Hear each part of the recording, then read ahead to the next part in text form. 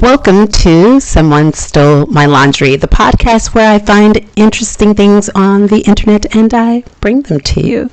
Today, ladies and gentlemen, it is the International Day of Education. That's right, the International Day of Education. And before we get into today's topic, don't forget to like, share, and subscribe to this channel. Remember that your likes, your shares, and if you subscribe to this podcast, what it does is it tells the algorithm that these videos are interesting.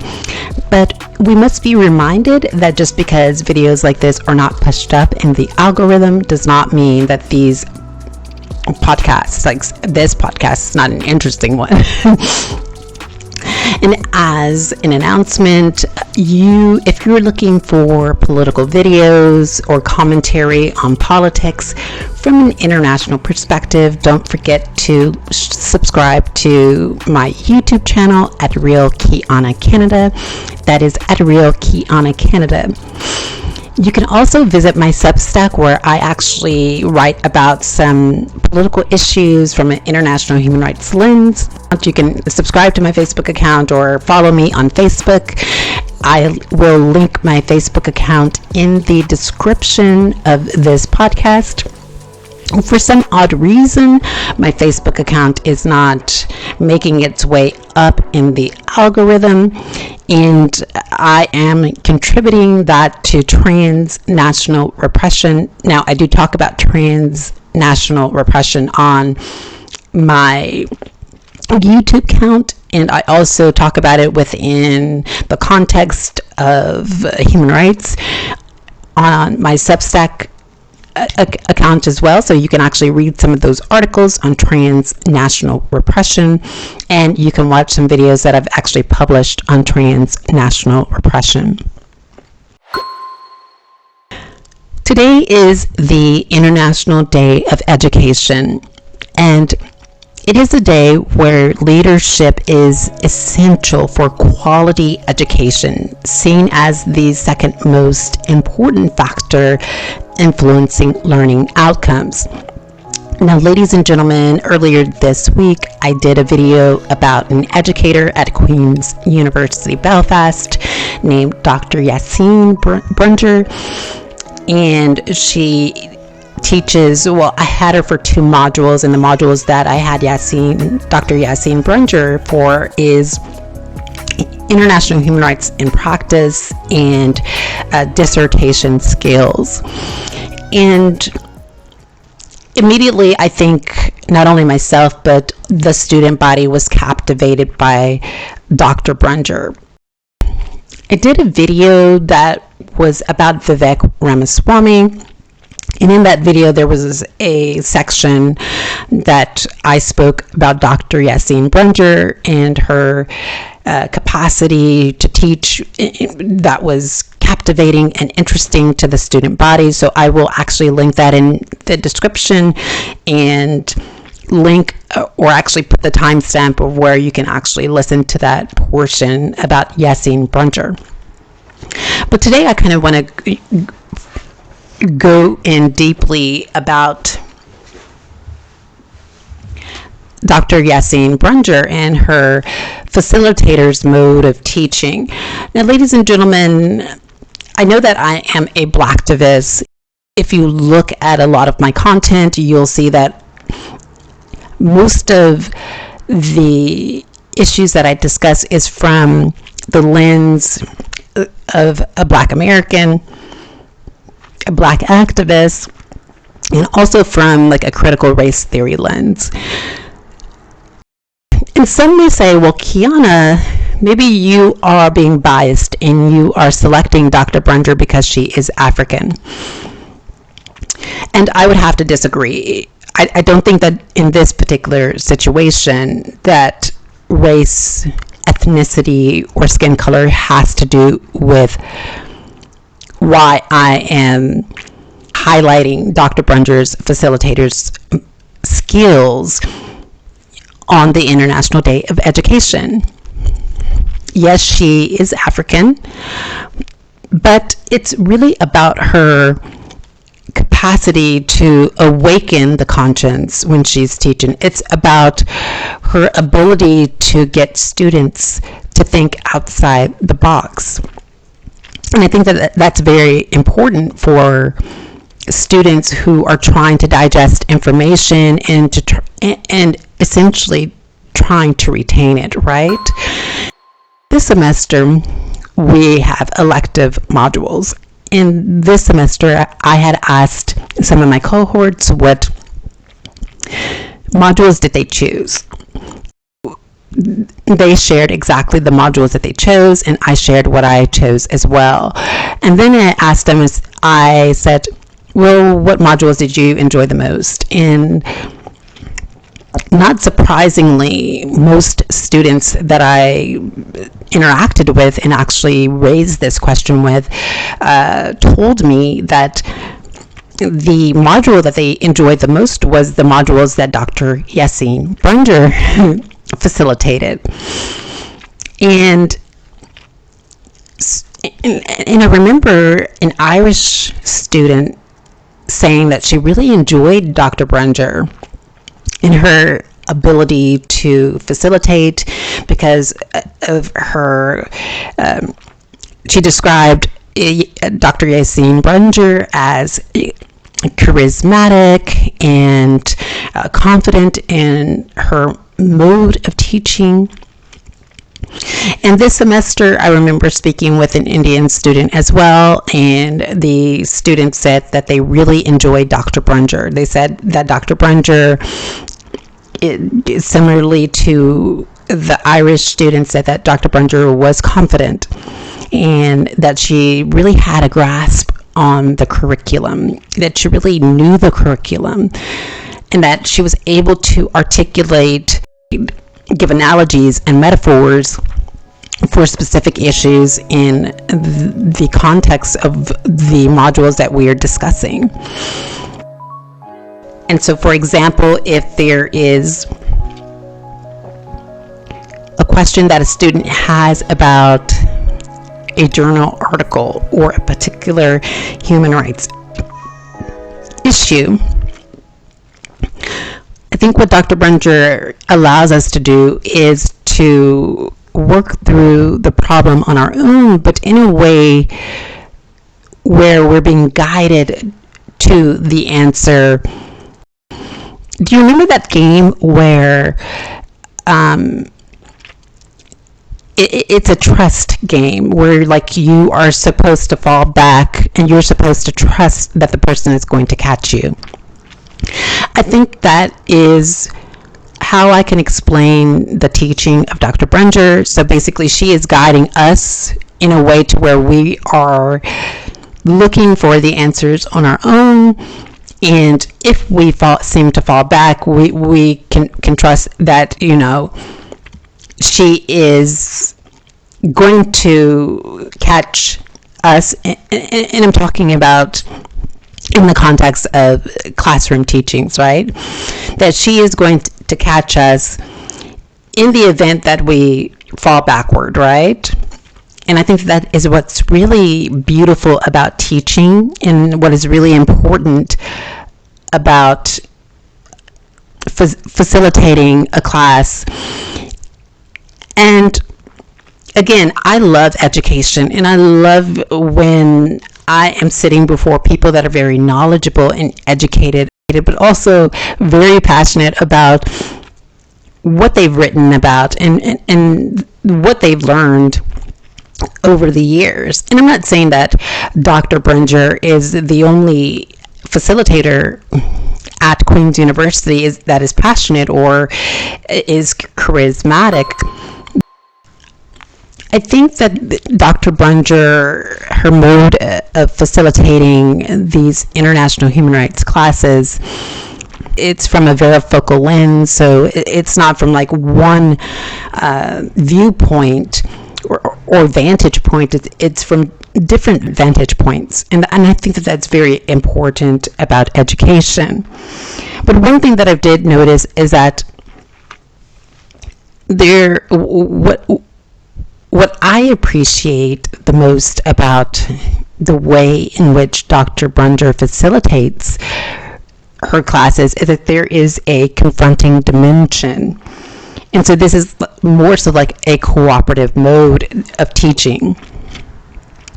And what do I mean by that? So Dr. Brunger, what she does is she asks confronting questioning. And so this is more so like a head-on technique. And I'm going to be reading from the Complete Facilitator's Handbook. It's by Heron, and this is kind of what I grasp or come to as I'm learning in her modules. I've actually picked up on this level of teaching. And so you can put a straight, direct question that interrupts the resistant behavior and ask those concerned to raise their own consciousness about it.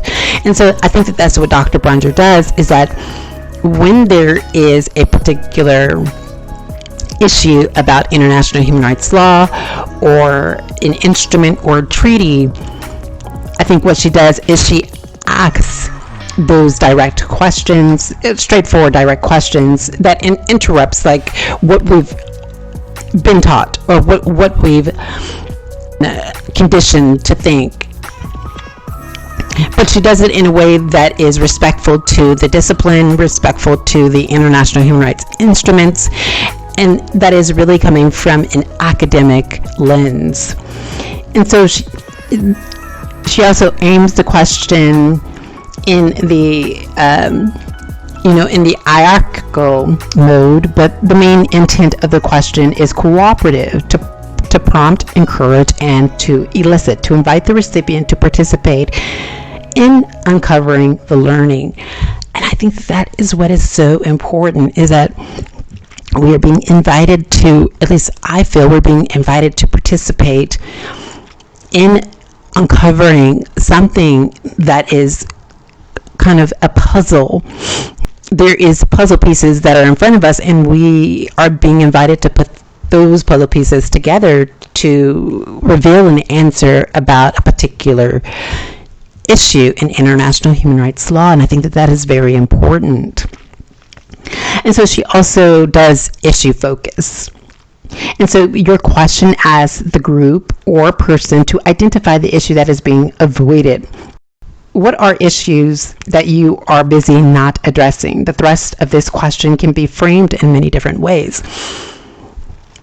And I remember when we were talking about where human rights was headed, of course, one of the questions was, like, is this enough? Not only is what's already there enough, like, are we ambivalent about human rights? Are we, not only are we ambivalent, is a question, is one ambivalent about human rights? Is one complacent about human rights? Is human rights, should it become hard law? Is it going to be working as soft law? These are like really important questions that are issue focused, right? In some sense. And avoidance focus. So your question asks whether the behavior you have interrupted has some evasive function. Is the way you are speaking and holding yourself right now a way of avoiding something else? So sometimes we come to the module with a particular perspective, and is that perspective that we have holding us back? So for example, I remember Dr. Brunger stated that when we are writing our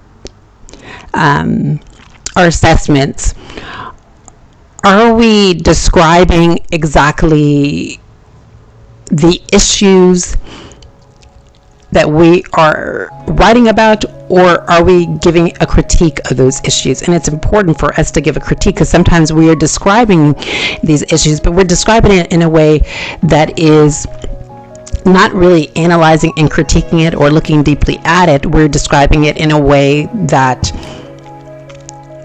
is not rocking the boat, right? We're describing it in a way that not only does not rock the boat, but that kind of complements the work that is already out there. And as researchers and as educators, one thing that we are supposed to be doing is giving a critique of the work that's out there.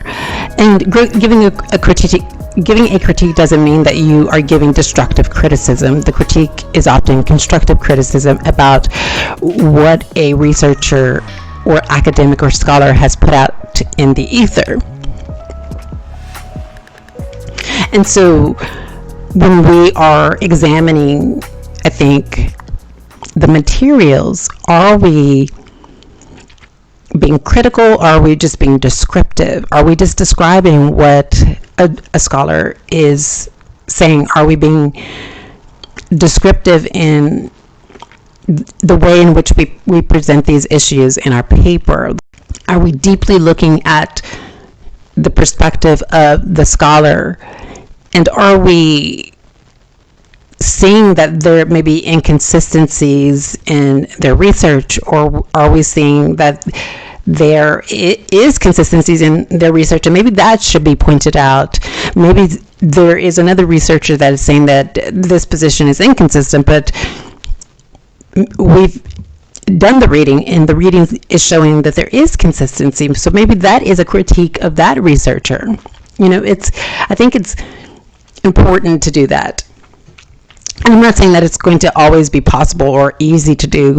Have peer-reviewed journals that are building on the same concept or theories, and they all come to the same conclusion. Maybe there is really difficult. Sometimes there is a difficulty in giving a critique if that seems to be airtight, right? There's also that source focus. So here, your question asks about the origins of the resistant behavior. Where does this way of avoiding the issue originate? I think that this is what Dr. Brunger does, is sometimes we do avoid the question. If we're asked a question, we avoid it in the context of learning, because sometimes the question is uncomfortable.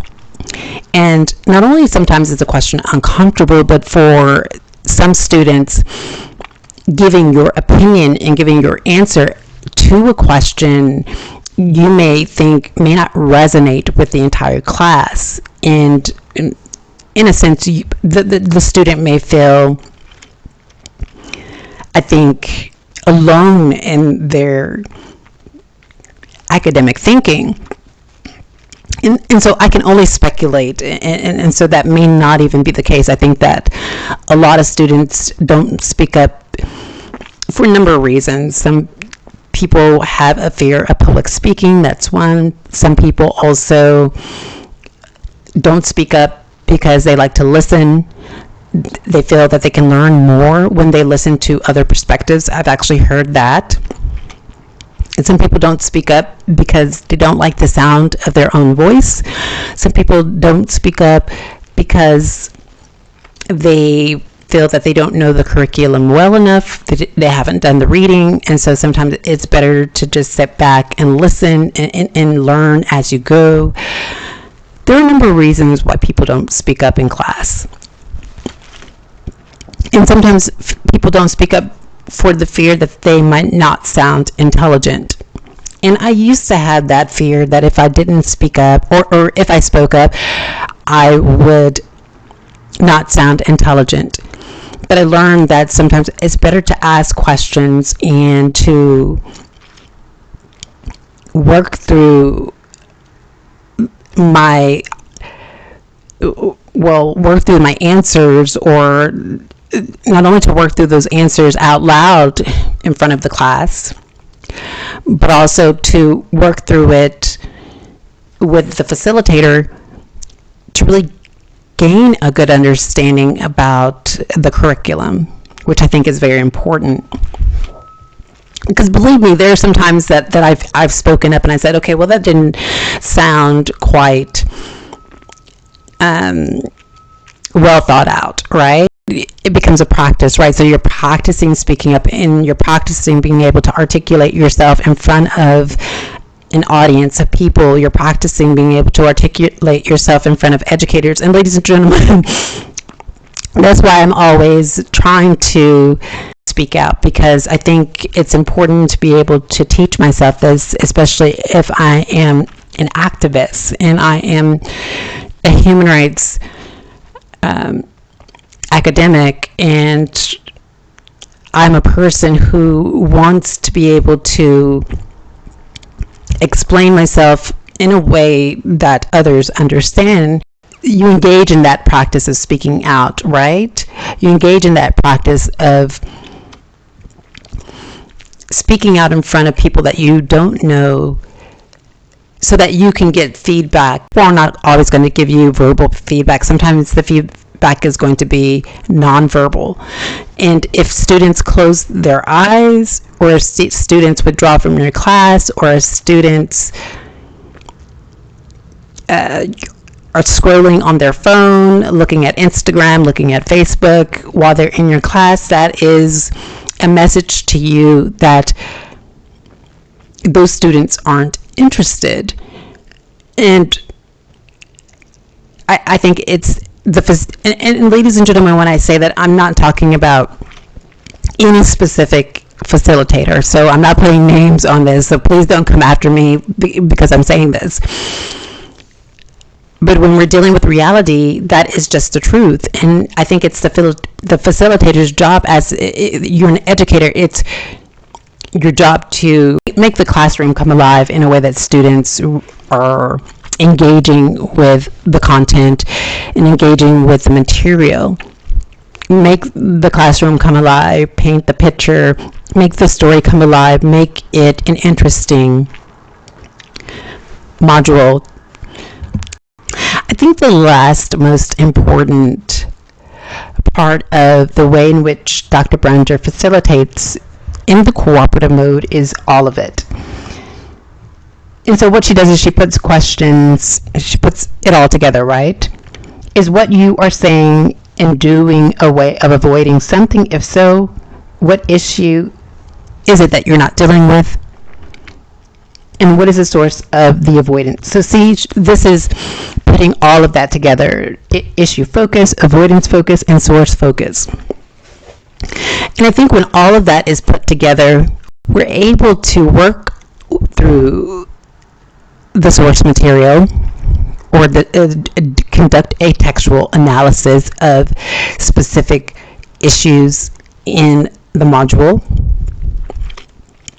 Or even in the seminar, we're able to work through it in a way that brings us more understanding. Not only brings us more understanding, but allows us to see the bigger picture that is in front of us. So in other words, we're able to think in abstracts, right?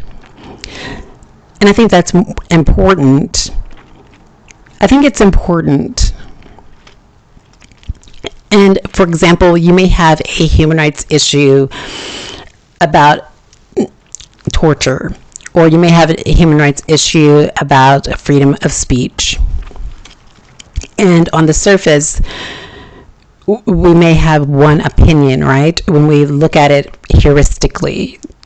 If we look at an image heuristically, we may have an opinion about that.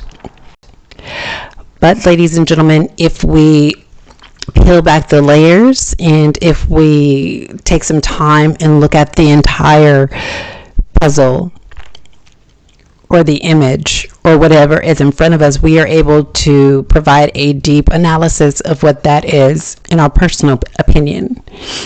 And I think our opinions matter in this context, especially when it comes to teaching and researching a particular issue, because it's the cohorts, it's the students that's interpreting it, and from an individualistic lens, right? You're interpreting it from your own frame of thinking, your own perspective, and what you come to from that interpretation is so important and so enriching to education, I think. And so there you have it. This is an episode of Someone Stole My Laundry. Is there a facilitator that really moves you, that's charismatic, is a role model, and has really guided you in your educational path?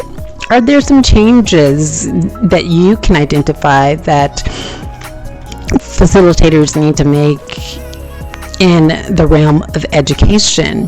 What is it that you enjoy most about learning? What is your favorite module and why?